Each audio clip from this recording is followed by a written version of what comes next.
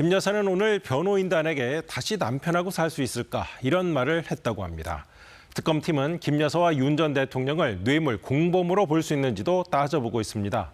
비싼 선물을 받고 한 자리 주는 일, 영부인 혼자 할 수 있는 일은 아니란 겁니다. 오승목 기자입니다. 목걸이와 브로치, 귀걸이 등 순방 장신구 선물.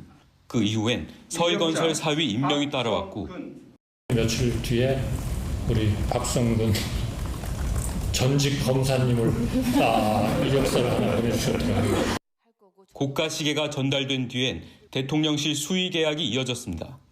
대통령실 경호 관련 로봇계 수입 업체와 연관된 특가법상 알선수재 혐의로 수사 중에 있습니다.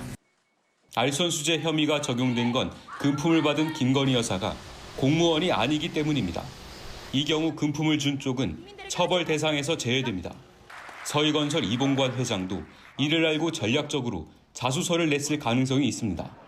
그러나 특검팀은 앞으로 김 여사가 금품을 받고 남편이 청탁을 이뤄주는 공모관계였다는 것을 입증할 방침입니다.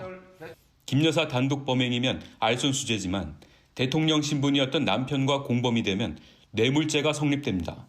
뇌물죄가 인정되면 금품을 전달한 인물도 처벌받을 수 있습니다. 특검팀은 윤 전 대통령이 계속 조사에 응하지 않아 금품 수수 사실을 알았는지 확인하기 어려울 경우 경제 공동체 법리 적용을 검토할 방침입니다. 법무부는 체포를 거부하는 윤 전 대통령에 대해 단독 변호인 접견실 제공을 중단하고 일반 수용자와 같은 대우를 하기로 했습니다. 또 체포영장을 집행하지 못한 구치소 측 책임을 물어 서울 구치소장을 인사조치했습니다. KBS 뉴스 오승모입니다.